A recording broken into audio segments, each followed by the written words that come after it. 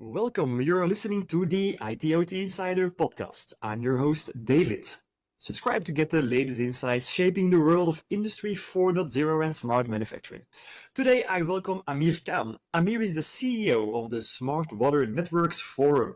This is a global hub for the smart water industry. They accelerate the awareness and adoption of data-driven technologies in water, wastewater, and stormwater networks worldwide.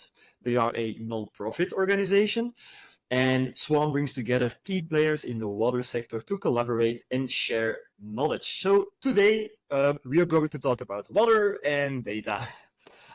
Amir, thank you very much for joining me today. Yeah, thanks for having me. It's a pleasure to be here. So let me start maybe with the basic introduction question. Can you introduce yourselves quickly and also the SWAN Forum? Sure. So as you said, my name is Amir Cahn.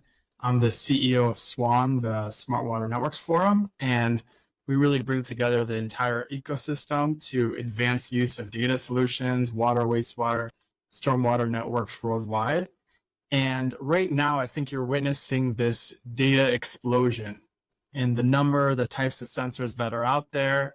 Sometimes it can become very overwhelming. You hear things like AI, machine learning, digital twins. And that's what SWAN is, really your guide to make sense of all the noise. And we bring together all the different players, leading water utilities, engineering firms, technology companies, startups, investors, academics to really collaborate, to share best practices, challenges, to really advance the industry forward. It's amazing to see how many companies worldwide are dealing with water and wastewater. It's unbelievable. The amount is just I can't even fathom the number of companies in this sector. Yeah, it's also growing every day. So you recently published what you call the Data as a Service playbook. Could you explain what is data as a service in the context of the water wastewater world? Sure. So there's lots of as a service models out there. You probably heard of software as a service, and data as a service is a model where instead of a utility producing all that data and then a technology provider coming and using that to do their own algorithms, which is what SaaS is. DaaS is the vendor is generating that data for them. So they're the ones who are installing the equipment. They're the ones who are doing the data transmission, the data collection, and then the utility can really decide what they want to pay for, whether it's the data itself, summary report, or predictive analytics. So it's a unique business model, which is shifting the risk of technology adoption and all the things that go with it from the utility to the solution provider. That's interesting. It's a mind shift, because I would say from my classical OT background, I wanna install my own sensors. I wanna calibrate them, because then I at least I believe they are telling me the truth, or I'm in maybe it's better to say I have the feeling that I'm in control. So how do you see this from it's my sensor and my data and my server? How do you see that changing towards I'm going to procure a service? Yeah. So what you said is really the traditional way of thinking about things. Like, I want to own my assets. And if you think about other industries and you think about some of the most innovative companies like Spotify, Netflix, one of the things that made them innovative is that they changed the purchasing model. It used to be that people were very attached to their CDs or DVDs. They said, why would I give up control of these to someone else? That's the exact same mindset that utilities need to kind of have is, do I really need to own all the assets in the ground? Because as soon as you own an asset, immediately the value starts to deteriorate. You have to be in charge of the battery replacement, making sure that it's operating correctly. And the more advanced that sensors become and software analytic packages become, the more difficult it is for utilities to really do it on their own. And how, let's say, what is the role of the SWAN Forum here? Why are you driving this initiative, or what do you see in the market, which are the needs, etc.? Yeah, so that's a great question. And I think that if you think about the big picture, technology is just one small piece of the puzzle. There's also the people, the process side of things, which can actually have even a bigger impact on the success of technology adoption. And really, there's no lack of innovative solutions out there. The real challenge is that there's a lack of complementary business models to support the adoption of these technologies. So that's where SWAN comes in as really a guide in the industry to help utilities really understand what are the pros and cons of these different business models. And that's where you have a lot of these members sharing their experiences, both DaaS providers, utilities that have used this model. And I think that's really the value. You get this global perspective. Can you share a couple of real life examples where certain water companies who are utilizing this approach? Yeah, sure, no problem. So I can give you a water and a wastewater example. So from the water side, there's a small utility in Louisiana called the City of Gonzales, and they had big challenge in that they only had 2 meter readers, and they had a lot of angry customers. They were losing revenue, and I talked to an operator there who said that they had a lot of heartburn, meaning they maybe had someone who put a decimal in the wrong spot, and they wanted to really see how could they adopt smart metering with a low budget for being a small utility. And the way they did that is it actually went to a DaaS approach. They found a company that called UMS that would basically tell them, okay, if you want to do smart metering over a 10-year timeline, it's going to cost you $5 per meter per month. If you account for like the cloud storage, the installation, all the analytics. And they said, okay, that sounds great, but we don't have the money to pay for that. And what they did was pretty ingenious. They passed that cost on to the consumer. So they said, okay, well, with your smart metering package, you're also going to get increased communication, like a feedback app, which tells you how much water you're consuming in real time. And so the customer said, that sounds great. And so they added $5 per month to their bill, and they were able to actually implement the successful smart metering project where their DaaS provider was the one who was helping them make sense of the data that they were collecting and answer any questions that they have, really kind of acting as the middleman in the job. So that was on the water side, and that's like a smart metering example. On the wastewater side, if you go across the globe to Israel, in Jerusalem, so you understand Jerusalem is like one of the most innovative utilities in Israel, but they have a challenge with really how much their treatment plant can grow because they have limited space.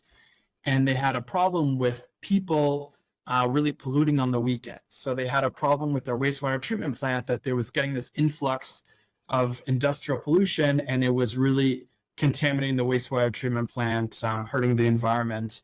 And people could just pollute on the weekend. They didn't really know who was polluting what. So they used a company called Candu. And what they did is this DaaS provider installed the equipment. So they put upstream sensors that could detect in real time the sewage quality. They could even tell the utility in Jerusalem who was polluting what. And I talked to an operator there named Daron, and basically he said that for him, he didn't really care what Candy was doing in the field. He just wanted the data. And wastewater in particular is hard to get good data quality. There's really harsh conditions down there. And so the impact of this model was that they really reduced the pollution events by 30% in 1 year. And as part of their utility, they can fine people if they pollute. So once they knew they were using this Candu system, it was actually like a good deterrent where they said, okay, maybe I'm not going to pollute on the weekend because the utility can fine me. These are two very interesting, but also different business models. So on the one hand, you have the business model of, but it's actually even an opt-in model. So the customer opts in to get certain additional services, but then the service provider or the water company also benefits from that, and in the other hand, it's more like the business model is finding the one who pollutes, or probably the fact that there is pollution is probably what will cost the company quite a lot of money. Okay, that's two cool examples. Yeah, I think also you kind of nailed it on the button where there's so many different hybrid approaches. There's no one size fits all solution. It really depends on the utility's unique challenges. Because that's one thing with DaaS and a lot of other solutions, they can kind of be tailor-made to fit the utility's challenges. Yeah, that's really interesting. So I would say, and with that, what are in your opinion, what are the key success components for a data as a service implementation? What should we think about? Yeah, so really you have to think about both sides. And I think that's how you have to look at data as a service, where it's really a partnership model and it has to be based on trust. Because if you think about it, the utility is outsourcing their data management, something that's very personal and sensitive to them. Mm-hmm. And so they really have to trust the solution provider.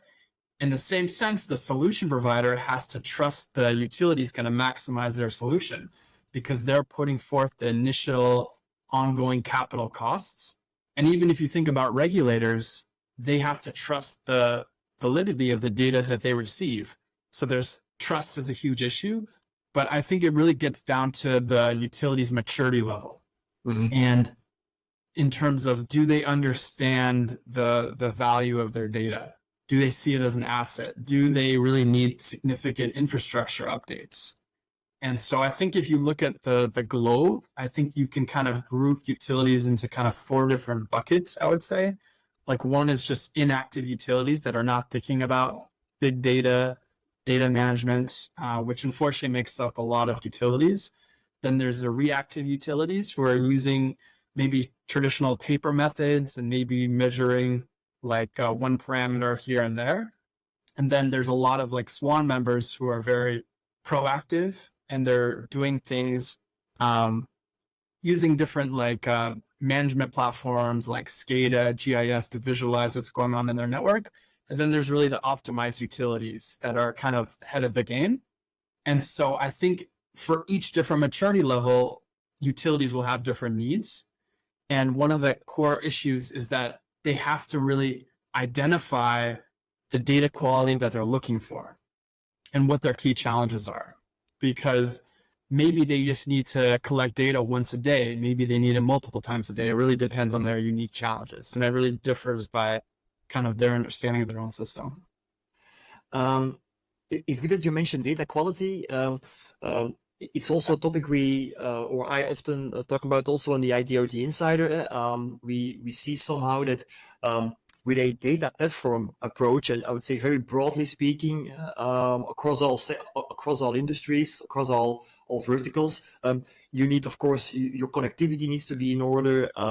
You need to do something around data governance as well. Yeah. And then data quality is also a really important topic here. Do you see data governance, data quality? How is this changing? Who is working around these topics? What are the challenges you see? Yeah. So data governance is probably the biggest challenge within a DaaS contract, because these are long-term contracts and they depend on the solution not being siloed. So if only one person in the utility is using the solution, they're not going to get enough value from it. So there has to be what's called service level agreements, so SLAs, on the utility and the vendor side. So in terms of like the vendor side, in terms of like data availability, data uptime, data representation, a good example of like bad data representation is if a vendor, like in the initial launch of the product, puts like a rain gauge under a tree. Like that's not going to get you good data. It's not going to be representative of the model. But at the same sense, there has to be also conditions on the utility that they're not siloing the solution, or else it's really not going to be worth the vendor's investment. So I think data governance is really key, understanding all the different security, GDPR requirements there. And every country is different and kind of in their needs. But it also gets back to that kind of maturity level and how they understand and value their data. Suppose we have our data governance all set. We have a data platform in place. What are the tangible and intangible benefits for a water wastewater company? Is this about money? Is it about cost savings, or is it just about other things? Yeah, you mean in terms of using DaaS? Yeah. So I think that there are several benefits. There are also several challenges, and I don't want to say that DaaS is like a golden solution, that it's the right fit for everyone, because it's not. Sometimes a utility will have its own internal solution, so they won't need to outsource anything. But I think that there are several benefits. One of them is definitely cost, because you already know the cost of certain things. Like, for example, using cloud services, you know what the costs are going to be. So you can spread those costs and forecast them across the life cycle of the project.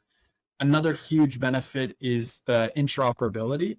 So I heard an Australian utility say, why would I want to install a system where it can be outdated 6 months later? Going from 4G to 5G, for example. And a utility doesn't have to worry about that, because that's the solution provider's responsibility to update all the, you can call it the in-between process, like to know where to put a certain antenna.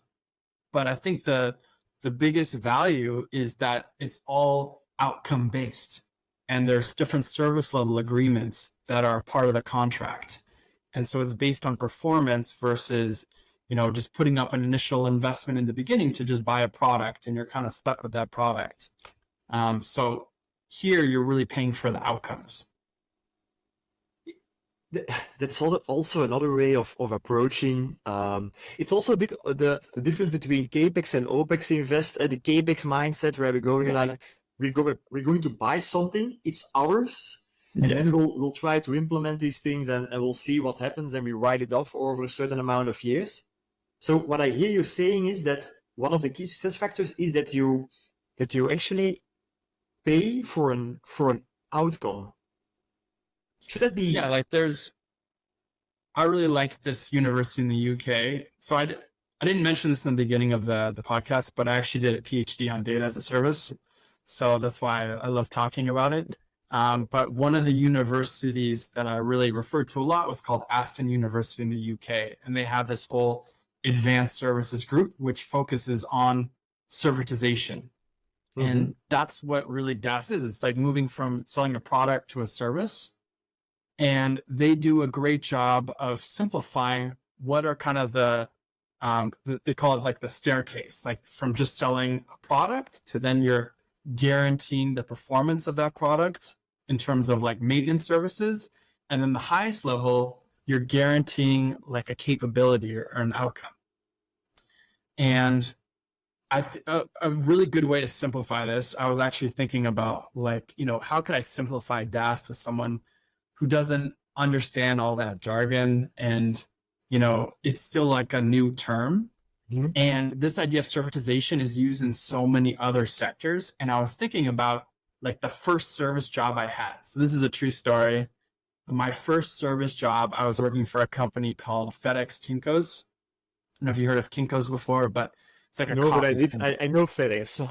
Yeah, so it's a copy center. I was what you call a copy boy.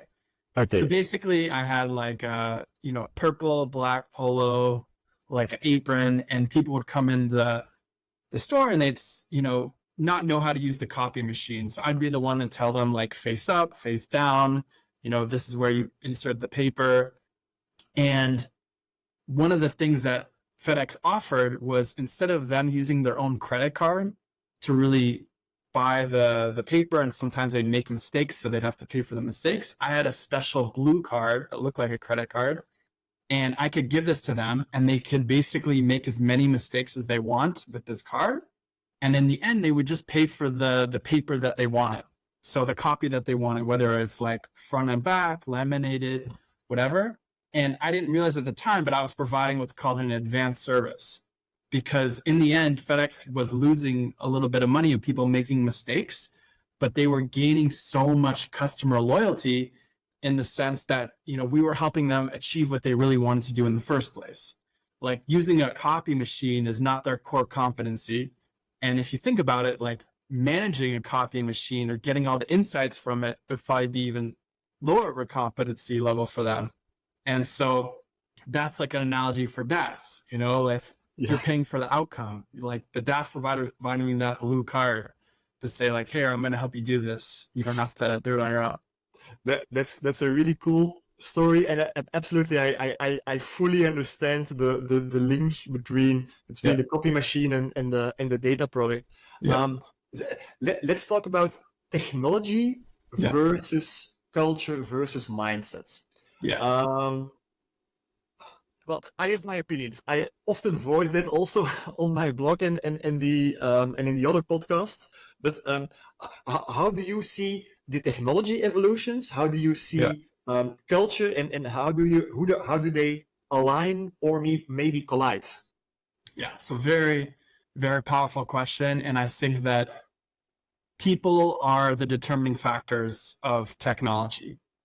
Even that the technology can have all these like great, gadgets and like things that can help the utility, but the culture factor is going to determine if it's a success or not. And I think that that's one of the biggest challenges utilities have. Like I've been in the industry now for about 11 years, and every year the SWAN conference is less about the technology and more about like change management. And I think one of the core issues is this scary term about failing, because if you think about the public sector, like we're dealing with the most precious commodity, of course we can't fail. Like there's levels of failure, like a treatment plant can't shut down, but at the same time, you can't innovate unless you're willing to fail. And one of SWAN's partners is called the Institute of Brilliant Failures. So we once had a keynote from their chief failure officer, Paul Iske, and he defined fail as first attempt in learning.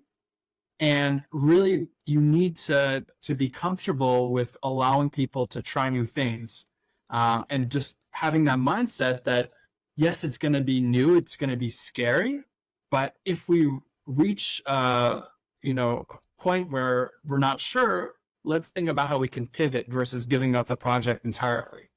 And I think that people is incredibly important to build that buy-in from the beginning. And same for a DaaS provider. Like they can have a great solution, but if they don't do enough training and showing the different people the value, because, people might think, oh, you're going to replace my job. Or a labor union might say like, you're going to threaten people's jobs in the utility, where in the same sense, you're really trying to enhance what they're doing and, see how you work together. So people is like probably the most important thing. And then data quality is up there too, but people are a core part of the smart water journey. When I talk about data platforms and I link them to IT/OT convergence, I often compare, or not compare, but I often say that IT/OT convergence is actually data convergence, and because one of the main reasons why we try to converge somehow the IT and the OT silo in our companies is because we need data, not only from OT to IT, but also from IT to OT and to the cloud. In every direction, we need to start integrating.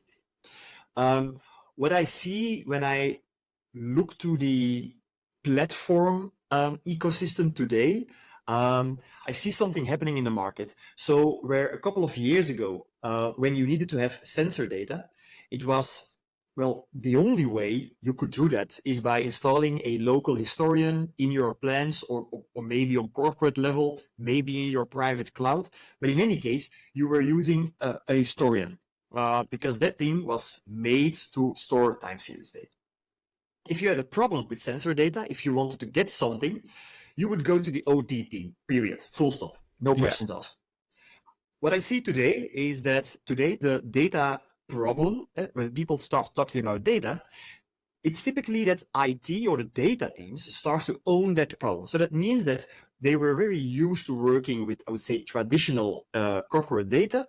And now they also need to start pulling in data, sensor data from the shop floor, from the treatment plants, from distribution networks, from the cloud. They need to combine that.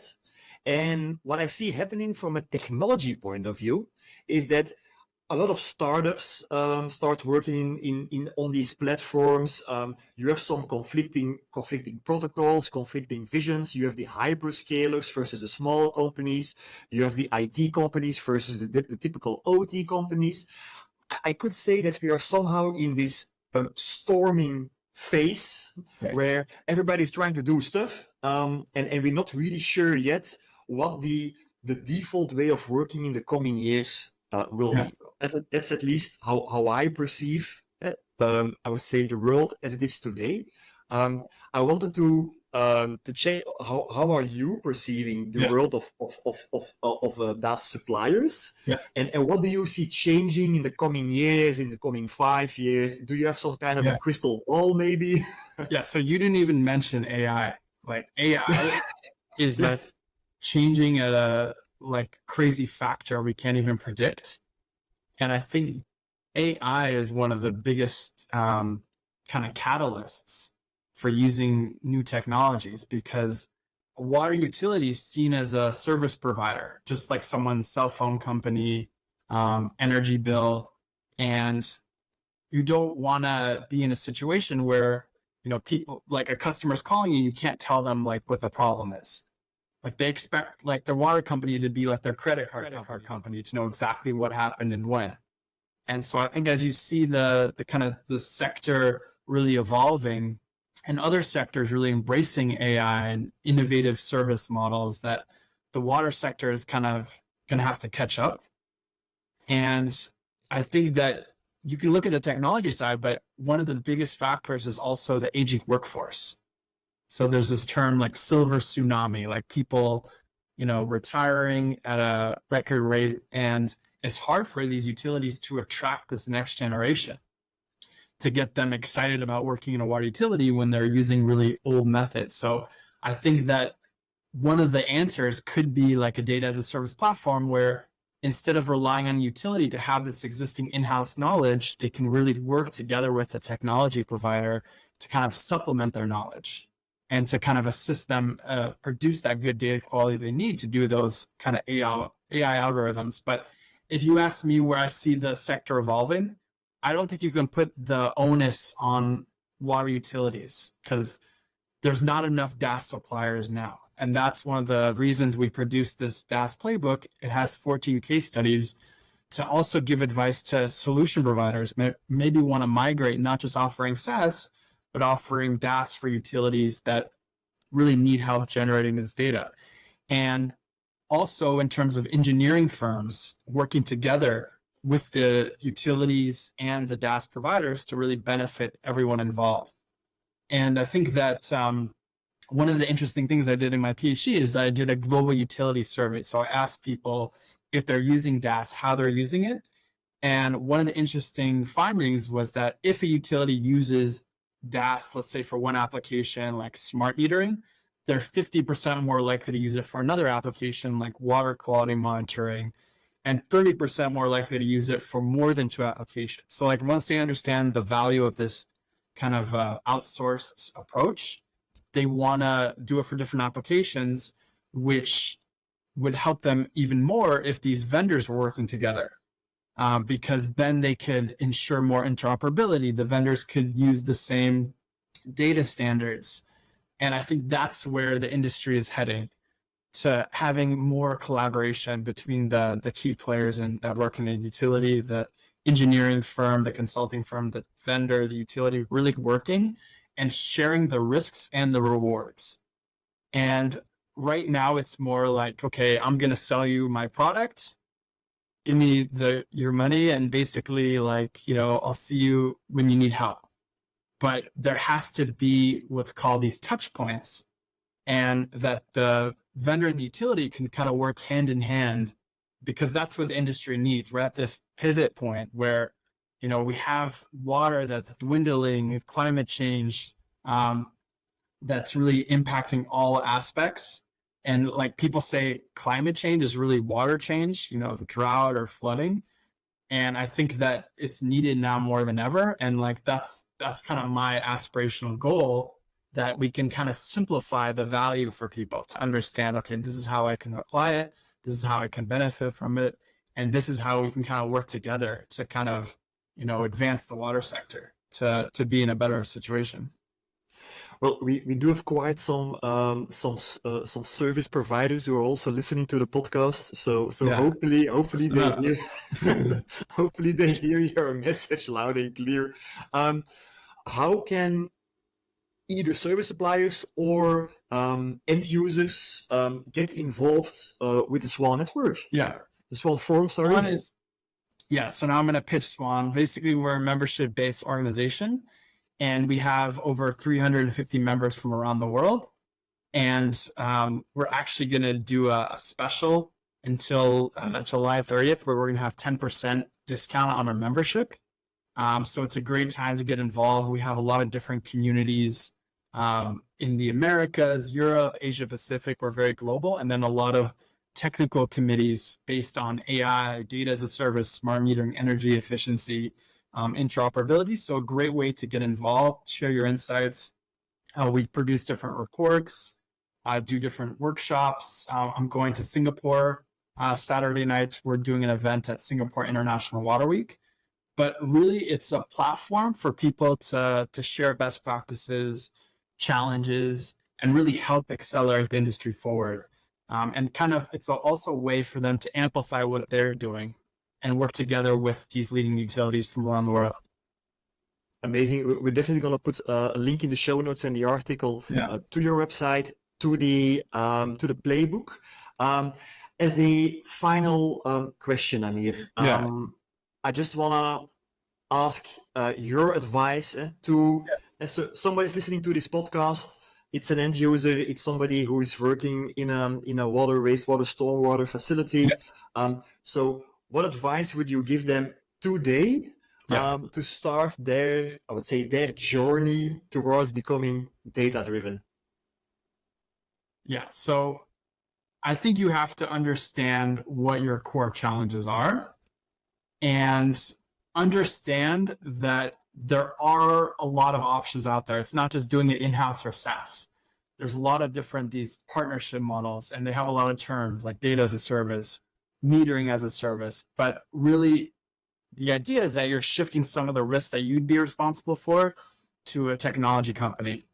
And the two biggest barriers to using data as a service are concerns about data ownership and data security, which I 100% understand. Like, why would someone, feel they don't want to feel insecure about their data. But what's interesting is that those are not really blockers, because when you talk to utilities that are actually using DaaS, those are not made big concerns from a data ownership perspective, because utilities really trust the contract. If it says that the data is theirs, that's usually enough for them. And on the wastewater side, a lot of this information is publicly available. So they can just keep a duplicate of information on their servers. And from a data security standpoint, if you think about it, all the data is being stored in the vendor standalone system. So if there's a security problem, it's going to be on the vendor side to resolve. And this data can be encrypted, like smart metering data. If someone gets their hands on it, they'll just see a bunch of numbers. They won't know what it really means. So I think that what's really important is to understand that it's a journey. You don't just become optimized utility or proactive utility overnight. You have to understand what your key business drivers are. You have to understand that a smart water network has different layers in its architecture. So you don't just jump to an amazing AI platform. You have to have the solid foundation for your sensors, your communication, how you transmit all this information. How do you visualize it? Are you using like GIS, SCADA? So we have a great resource on our website called the SWAN Circular Model, which helps people understand the value of this journey. And the most important thing is that you're not on your own. People have similar challenges. So a utility from Canada can learn from a utility in Spain, can learn from a utility in India. And the most important thing is that they talk to each other and that we really work together to kind of solve this really pressing water challenge. And also learn from other sectors. We're a service industry. How can we learn from the manufacturing sector? How can we learn from the entertainment industry? Like, we're using cloud services, so there's so many business models, so many unique approaches we're doing, and really encouraging more startups. I see really innovative startups, and sometimes they just need to be given that chance because they're doing a lot of great things. So, kind of being open-minded with pilots, and also not looking as a pilot as just like a sub project, but really trying to see how you can integrate it into your utility. So also check out SWAN for great startups. I remember we're not on our own. We can learn from each other. With that, Amir, thank you very, very, very much to join this podcast, and obviously to our listeners. Make sure to subscribe, and we'll be back soon with another exciting story. Thank you very much. Thanks.